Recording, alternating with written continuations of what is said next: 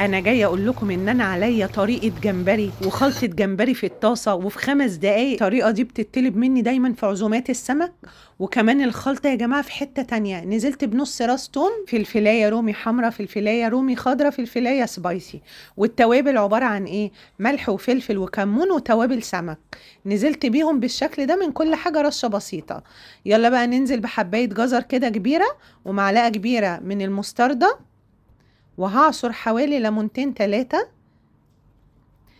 هنزل عليهم بقى بمعلقة كبيرة من الخل، هفرمهم مع بعض كده. خلاص اتفرموا معايا.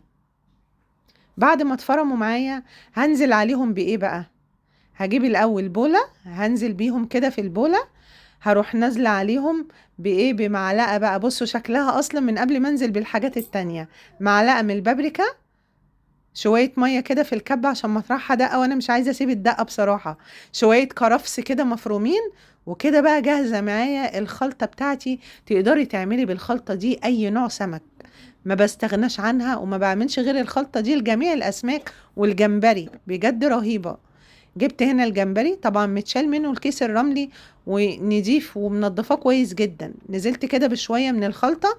طب هيم فين باقي الخلطة؟ كنت عاملة بقى صينية سمك يا جماعة.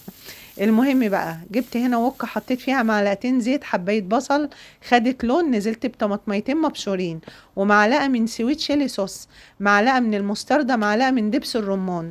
نزلت كده فلفلاية خضراء، فلفلاية حمراء، فلفلاية سبايسي، وربع كوباية ايه مية.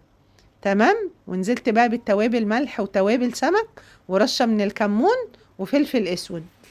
هقلبهم كده، وهخليهم ياخدوا غلوة واحدة بس. اول ما ياخدوا غلوه هكون طبعا الجمبري اللي انا متبلاه محضراه وهنزل بيه.